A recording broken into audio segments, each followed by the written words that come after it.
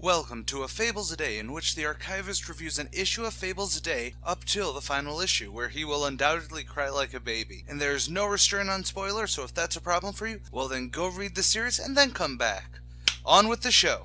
Fables number 124, A Revolution in Oz, in which we get to wrap up basically everything that's happened in the last 3 pages of the last 10 issues. The revolutionaries are celebrating in the Gnome King's castle with booze and festivities all around. Everyone has already claimed Buffkin should be the new emperor. However, Buffkin does not want to be emperor. He was a hired hero for the revolution, so he must leave. One of the original people he ran into should be emperor. Lily and Buffkin head back to the lunchbox tree, and Hangy, the living rope, yeah, that's his name, comes and joins them. The trio would then go on many adventures together, taking out Gentleman Wendigo, stopping mad scientists. Though Lily does get turned into a monkey, so she and Buffkin bang, but the best time is when she uses a wishing fork to turn him into a human her size and they start making babies. And a third time, they were both changed into birds. But the transformation never lasts. But Buffkin and Lily would never find their way back to Fabletown. Some of their kids did eventually, and even Hangy found his way to the business office once. As for Buffkin and Lily, well, they grew old,